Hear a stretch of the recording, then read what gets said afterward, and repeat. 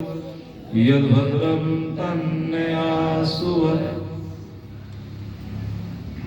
मंच आसीन पूज्यपाद स्वामी जी महाराज बड़े ही कुशलता से इस मंच का संचालन कर रहे आचार्य भुवन चंद्र शास्त्री जी बहुत ही अच्छा कार्यक्रम, बड़ा सा गर्भित कार्यक्रम प्रस्तुत कर रहे थे।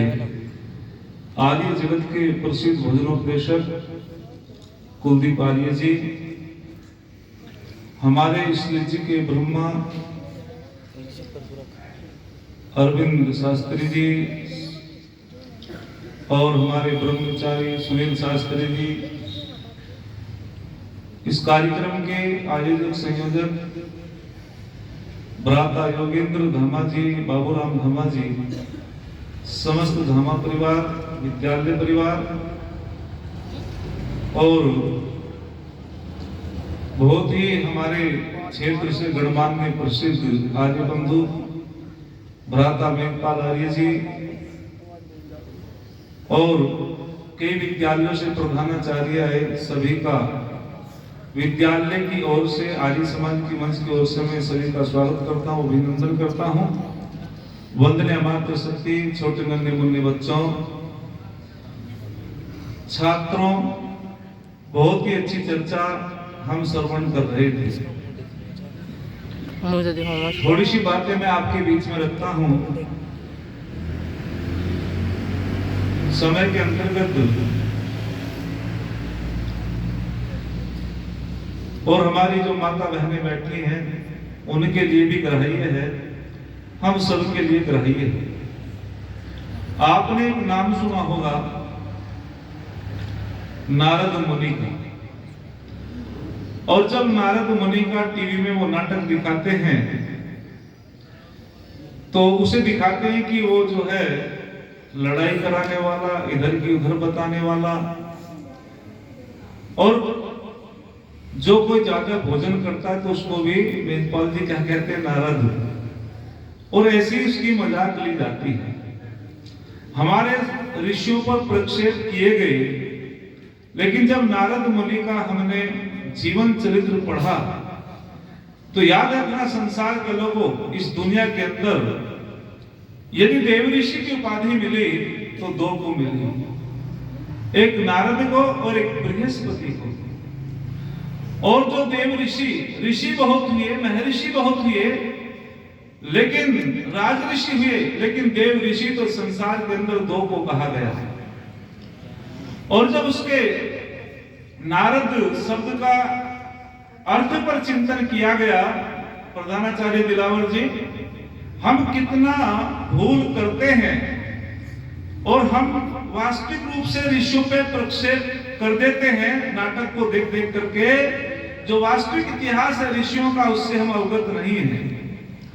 तो जब उसके शब्दों पर चिंतन किया गया कि नारद किसे कहते हैं, तो बताया गया कि जो वेदों की नादों को गुंजा देता हो, जो ज्ञानवान हो, जो वेदज्ञ हो, उसको नारद कहते हैं। जिसने अपनी आत्मा को जान लिया हो, परमात्मा का साक्षात्कार कर लिया हो, जितेंद्रिय हो, उसको नारद कहा जाता है। कहते हैं कि एक बार नारद मुनि जो है, जो देव ऋषि नारद भ्रमण करते करते, और मैं एक बात यहां बताता चलता हूं कि सत्यम में देवा अमृतम मनुष्य, अर्थात जो देव होते हैं, ऋषि होते हैं, वे तो सत्य ही बोलते हैं, और झूठा व्यवहार तो उनके अंदर होता है। जो ऋषि नहीं होते हैं, साधना नहीं करते हैं, उनके अंदर झूठा व्यवहार होता है। अन्यथा जो ऋषि होते हैं वे तो सत्य ही होते हैं, क्योंकि उन्होंने परमपिता परमात्मा का साक्षात्कार कर लिया होता है। और कहते हैं कि ऋष्यति कि जो ऋषि होता है, ऋष्यति गच्छति प्राप्नोति जानाति वास ऋषि, अर्थात किसे कहते हैं ऋषि, अर्थात जो गमन कर लेता है, प्राप्त कर लेता है, जान लेता है, प्रकृति को जान लेता है, अपनी आत्मा को जान लेता है, परमात्मा को जान लेता है, उसे क्या कहते हैं, बोलो, ऋषि। अनुसंधान करने वाला ऋषि। तो कहते हैं कि एक बार देव ऋषि नारद भ्रमण करते करते महाराजा युधिष्ठिर के पास पहुंच जाते हैं। और वहां जाकर के जब महाराजा युधिष्ठिर के दरबार में प्रवेश करते हैं तो महाराजा युधिष्ठिर ने खड़े होकर के स्वागत किया और कहा, आज तो मेरा अहो भाग्य है, हे ऋषिवर, तुमने अपने पैरों से हमारा पूरा राजभवन पवित्र कर दिया, धरा पवित्र कर दी, और तुम जो आज अचानक आए हो, हमें आशीर्वाद मिलेगा, कुछ उपदेश मिलेगा, बड़े प्रसन्नचित हुए राजा। और उस जमाने में वैदिक काल में जब कोई गुरुकुल का स्नातक रास्ते में आ रहा होता था और राजा अपनी सेना के साथ में सामने से यदि जाता मिलता था तो राजा कहता था कि गुरुकुल के स्नातक को रास्ता दे दो, या यदि कोई ऋषि सन्यासी रास्ते के सामने से आता था तो राजा भी उसको रास्ता छोड़ते थे। इतना सम्मान गुरुकुल के स्नातक का और ऋषियों का था। तो उस ऋषि को देख करके महाराजा युधिष्ठिर सम्मान करते हैं, अतिथि सत्कार करते हैं और कहते हैं कि ऋषिवर बताओ, मुझे कुछ आज्ञा दो। बोले, मैं तो वैसे भ्रमण करते करते घूमने के लिए आ गया, लेकिन महाराजा युधिष्ठिर से वे 4 प्रश्न करते हैं। बड़े कमाल की बात है, जरा सुनने की बात है। और उन्होंने ये नहीं पूछा कि सुनाओ तुम्हारा क्या हाल चाल है। आज तो केवल हमारा एक रटा रटाया वाक्य है, ना हमें ये पता कैसे व्यक्ति से कैसे हम व्यवहार करें। यदि कोई बड़ा बुजुर्ग हो तो उससे भी पूछते, सुनाओ तुम्हारा क्या हाल चाल है। यदि कोई ब्रह्मचारी पढ़ने वाला हो उससे भी पूछते, बताओ तुम्हारा क्या हाल चाल है। यदि कोई आचार्य विद्वान सन्यासी हो तो हम पूछते, बताओ तुम्हारा क्या हाल चाल है। लेकिन व्यवहार भानु नाम की पुस्तक पढ़नी पड़ेगी स्वामी दयानंद की। हमें यह भी पता नहीं कि हमें कैसे लोगों से कैसी बातें करनी चाहिए।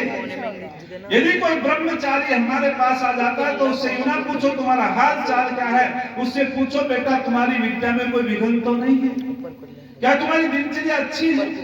और यदि कोई वेद का विद्वान आपके दरवाजे आ जाए तो उससे पूछो आपका स्वास्थ्य अच्छा है, आपका वेद का प्रचार ठीक चल रहा है, कोई विघ्न तो नहीं है।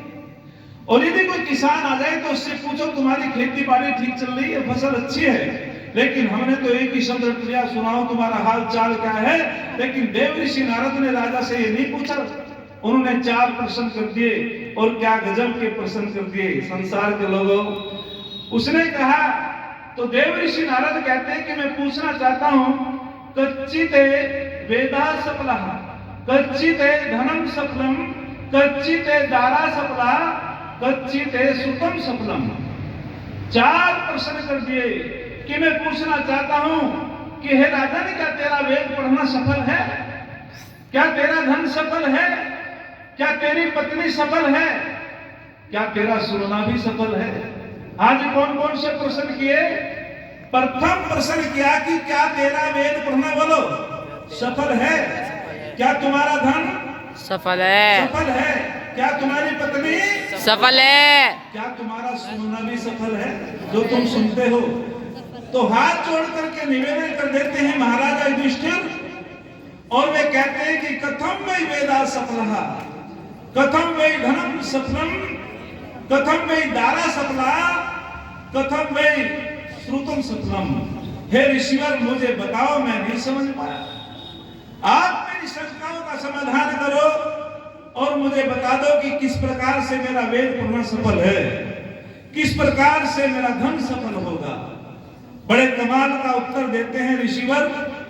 और देव ऋषि नारद मुनि जी कहते हैं कि सुनो, अर्थात जब कोई व्यक्ति ज्ञान के बारे में किसी के पास जाता है तो उसे कहते हैं जिज्ञासा। अर्थात जो जिज्ञासु होता है वो ज्ञान अर्जित करता है, और जो संकल्प कर लेता है वो अपने कार्य को सिद्ध कर लेता है। बिना संकल्प के किसी का कार्य सिद्ध नहीं हो सकता, और बिना जिज्ञासु के ज्ञान अर्जित बोलो नहीं हो सकता। जिज्ञासु बनकर के हाथ जोड़ करके खड़ा हो गए और कहने लगे, ऋषि आप इसका समाधान दो, किस प्रकार से मेरा वेद पढ़ना सफल होगा। तो वे कहते हैं, अग्निहोत्र सफला वेदा, अर्थात जो अपने परिवार में अग्निहोत्र करता है उसका वेद पढ़ना सफल है। जी हाँ, जो अग्निहोत्र से जुड़ जाता है, यज्ञ से जुड़ जाता है, उसका वेद पढ़ना सफल है। जो अपने परिवारों में पंच महायज्ञों को करता है, बोलो उसका वेद पढ़ना सफल है। और कहते हैं ऋषिवर कि याद रखना, पंच महायज्ञों को अपने घर में करने वाला व्यक्ति, उसका वेद पढ़ना सफल हो जाता है। वेदों में लिखा है कि हमें यज्ञ करना चाहिए, और यदि हम ना करें तो वेदों में लिखा है कि जुआ ना खेलो, यज्ञ करो, कृषि करो, मेहनत करो, परिश्रम करो। लेकिन हम वेद की एक बात भी ना माने तो वेद पढ़ना सफल नहीं होगा। तो उन्होंने कहा कि जो अग्निहोत्र करता है अपने घरों में, उसका वेद पढ़ना सफल हो जाता है। और वे कहते हैं कि ब्रह्म यज्ञ से लेकर के जो पांचों यज्ञों का विधान है, जो प्रातः काल उठ करके ब्रह्म यज्ञ करता है, उसका वेद पढ़ना सफल है। अग्निहोत्र देव यज्ञ करता है, उसका वेद पढ़ना सफल है। अतिथि यज्ञ करता है, उसका वेद पढ़ना सफल है। पितृ यज्ञ करता है, उसका वेद पढ़ना सफल है। और जो अपने बलिवेश देव यज्ञ करता है, उसका वेद पढ़ना सफल है। विस्तार में न जाते हुए, क्योंकि समय के अंतर्गत अपनी बात रखनी है, व्याख्या तो बहुत बड़ी है, इस पे बहुत व्याख्यान हो सकता है। तो उन्होंने कहा कि जो अपने जीवन में यज्ञ को धारण कर लेता है, उसी का वेद पढ़ना सफल है। यज्ञ सफल ही है। संसार के अंदर जितने भी शुभ कर्म हैं, उनको यज्ञ कहा गया है। जितने भी शुभ कर्म, उनका नाम यज्ञ है। अर्थात हम वाणी से भी यज्ञ करते हैं, शुद्ध वाणी बोलना भी यज्ञ है, प्यासे को पानी पिलाना भी यज्ञ है, भूखे को भोजन खिलाना भी यज्ञ है। तो कह दिया गया कि संसार के अंदर जितने भी शुभ कर्म है, उनको यज्ञ कहा गया। लेकिन अग्निहोत्र जो ये यज्ञ है, ये श्रेष्ठतम कर्म है। जब हम आहुति डालते हैं, अग्नि देवानां मुखम, अग्नि पदार्थ को हजारों गुना बढ़ा देती है, और सारे देवताओं का मुख है तो अग्नि है। यदि आप देवताओं को तृप्त करना चाहते हो, खुश करना चाहते हो, तो हमें अग्निहोत्र करना पड़ेगा। स्वर्ग काम यज्ञ, यदि हम विशेष सुख चाहते हैं तो यज्ञ ही एक प्रथम सोपान है। बिना यज्ञ के हम विशेष सुखों को प्राप्त बोलो नहीं कर सकते। तो उन्होंने कहा अग्नि समस्त देवताओं का मुख है, और जो भी साकल्य पदार्थ हम इसमें डालते हैं, अग्नि देवता हजारों गुना बढ़ा करके वातावरण में वायु को सौंप देता है। वायु देवता समस्त देवताओं को सौंप देता है, और उससे वातावरण सुवासित हो जाता है। तो निश्चित रूपेण जब वातावरण सुवासित हो जाता है, उसमें जो एक गंदी वायु होती है वातावरण में, कार्बन डाई की अधिकता होती है, उसको जो है वो कम करता है, और इसमें से ओजोन गैस निकलती है, ऑक्सीजन निकलती है। और जब वातावरण पवित्र हो जाता है, तो हम संध्या और साधना के अनुकूल हमारा वातावरण हो जाता है, तभी हमारा मन लगता है ईश्वर भक्ति में। आगे उन्होंने कहा कि धन सफल कैसे होता है, तो कहते हैं कि दत्त भुक्तम धनम सफलम। दूसरी बात कहते हैं ऋषिवर कि धन कैसे सफल होगा। याद रखना, संसार के लोगों, धन की तीन गति होती है, दान, भोग, विनाश। यदि हम धन की वृद्धि करना चाहते हैं तो हमको दान करना चाहिए। यदि हम धन को बढ़ाना चाहते हैं तो सुपात्रों को दान करना चाहिए। और कहा है ऋषियों ने, त्रियो धर्म स्कंधा यज्ञो अधर्म दानमिति। यदि तुम धर्म की वृद्धि करना चाहते हो, धर्म को बढ़ाना चाहते हो, तो हमें यज्ञ भी करना होगा। यदि धर्म की वृद्धि करना चाहते हो तो वेदों का अध्ययन करना होगा, और यदि धर्म को बढ़ाना चाहते हो तो हमको दान करना होगा। बिना दान के हम धर्म की वृद्धि नहीं कर सकते। और स्वामी दयानंद से पूछा गया कि दान की क्या महिमा है, तो ऋषिवर कहते हैं कि दान की महिमा कि जो दान करता है, इस लोक में उसका यश फैल जाता है, और परलोक में उसको सुख मिलता है। ये दान की महिमा है। तो वे कहते हैं कि धन उसका सफल होता है जो अच्छी जगह दान करता है। धन उसका सफल होता है जो उपयोग करता है उसका ठीक ठीक प्रकार से, जो अपने बच्चों को गुरुकुल में पढ़ाता है, विद्यालयों में पढ़ाता है, जो समाज के काम जिसका धन आ जाता है, राष्ट्र के काम जिसका धन आ जाता है। दुनिया के लोग, जब महाराणा प्रताप टूट चुका था और महाराणा प्रताप के पास कुछ नहीं था, वो पहाड़ों में अपने देश की अस्मिता को बचाने के लिए, अपने राष्ट्र की संस्कृति को बचाने के लिए वो जंगल जंगल भटक रहा था, उस घास की रोटियां उसके बच्चे खाते थे, वो सुन खाता था। लेकिन जब वो टूट चुका था, उसी समय एक भामासा नाम का बहुत बड़ा दानी आया और उसने कहा कि राणा, यदि राष्ट्र रहेगा तो मेरा धन भी सुरक्षित रहेगा। और भामासा ने अपना समस्त धन राणा के चरणों में डाल दिया था, उसका धन सफल हो गया। जब तक सूरज चांद रहेगा, भामासा तेरा बोलो नाम रहेगा। उसी का धन सफल है जो राष्ट्र के लिए समर्पित कर देता हो, धर्म के लिए समर्पित कर देता हो, यज्ञों के लिए समर्पित कर देता हो, निश्चित रूप में उसका धन सफल होता है। और जो न दान करता है और न वो जो है उपयोग उसका ठीक करता है, तो तीसरी गति बड़ी भयंकर होती है, उस धन का फिर विनाश होता है, कोई रोक नहीं सकता। आगे उसने कहा कि फिर आगे कहते हैं, बड़ी सुंदर बात कहते हैं, अग्निहोत्र वेदा सफला और दत्त भुक्तम धनम सफला। और फिर कहते हैं रति वही दारा सफला। और चौथी बात कहते हैं शील वर्तम सुतम सफलम। अर्थात पत्नी कैसे सफल होगी, तो वे कहते हैं रति वही दारा सफला। अर्थात जो पत्नी इस राष्ट्र के लिए पति व्रत धारण करती हो, जो अपनी पति की आज्ञाओं का पालन करती हो और जिसमें 5 गुण हो, कहते हैं कि पुत्र सु, पतिव्रता, पाककुशला, पद्माक्षी और पवित्रा। अर्थात उसकी पत्नी सफल हो जाती है जो परमपिता परमात्मा से प्रार्थना करती है, मम पुत्रो शत्रुघ्नो दुहिता विराट है। हे परमपिता परमात्मा, हे परमपिता परमात्मा, यदि मेरे पुत्र उत्पन्न हो, वो प्रार्थना करते हैं मंत्रों के माध्यम से, तो वो पुत्र कैसा हो, शत्रु का हनन करने वाला हो, वीर हो, पराक्रमी हो, जितेंद्रिय हो, धर्मात्मा हो। और यदि पुत्री उत्पन्न हो तो वो विराट स्वरूपा हो, वीरांगना हो। अर्थात जो नारी सुसंस्कार संतान उत्पन्न करती है, उसका जीवन सफल हो जाता है। मैं आपसे पूछना चाहता हूं, अधिक संतान सुख देने वाली होती है या कम संतान सुख देने वाली होती है? बोला करो भाई। जी भैया जी बताओ, मेघपाल जी, कम संतान सुख देने वाली होती है या अधिक संतान सुख देने वाली होती है? बोलो है जी। बहुत बढ़िया उत्तर दिया, लेकिन मेघपाल जी ने बहुत सुंदर उत्तर दिया। मैंने कल भोक्ता में पूछा कि बताओ कम संतान सुख देने वाली होती है या अधिक संतान सुख देने वाली होती है? कुछ ने कहा कि कम संतान सुख देने वाली होती है, कुछ ने कहा अधिक संतान सुख देने वाली होती है। मैंने बाबा जी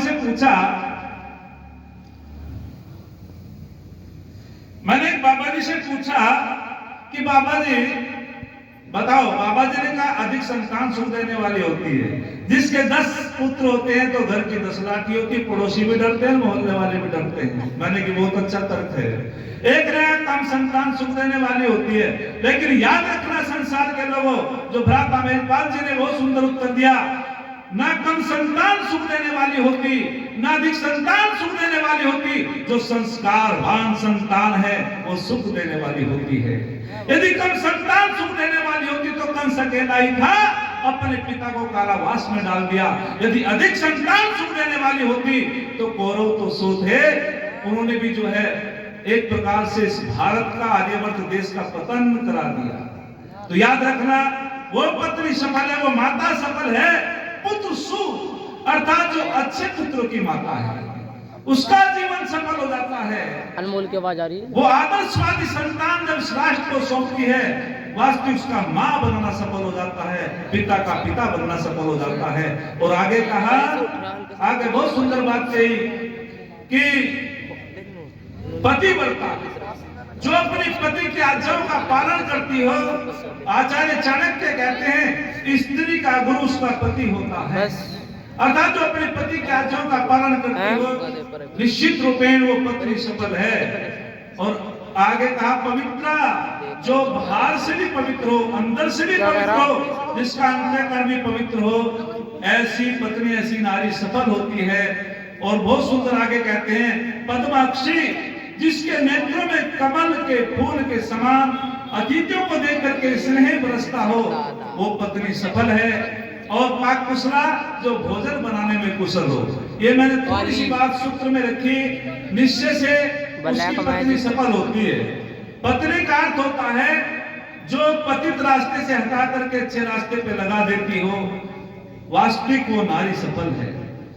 जब तुलसीदास कामुक हो गए थे और उसकी पत्नी, अरे पत्नियों ने तो अपने पतियों को भी अच्छे रास्ते पे लगाया है। पत्नी पतन करने वाली भी होती है और पत्नी उत्थान भी करा देती है। जब वहां वो कामुक हो गए और रत्नावली ने कहा था तुलसीदास महाराज को, जितना मोह सद्भिमान से करते हो, यदि इतना मोह परमपिता परमात्मा से करोगे तुम्हारा कल्याण हो जाएगा। तो वहां निश्चित रूपेण वो पत्नी एक सफल हुई, अपने पति को भी धर्म के मार्ग पर लगा दिया था। ऐसे अनेक उदाहरण दे सकते हैं। और आगे बहुत सुंदर बात कही, आगे कहा कि ये जो सुनना सफल है, सुनना सफल कैसे होगा भाई? तो कहते हैं शील वर्तम श्रुतम सफलम, अर्थात सुनना उसका सफल होता है। 70% ज्ञान अर्जित जो है होता है वो सुनने से होता है। जब तो वेद में कहा, क्या कहा वेद में? वेद को श्रुति कहा है, सम श्रुतेन गमे मां श्रुतेन विराधिसी, अर्थात सुन सुन करके हमारे ऋषियों ये परंपरा चलती रही, सुन सुन करके, इसलिए इस वेद को श्रुति कहा। और जैसा जैसा हम वेदों के वाक्यों को सुनते हैं और सुन करके यदि उसे आचरण में नहीं लाते तो कोई लाभ होने वाला नहीं। तो कहा सम श्रुतेन गमे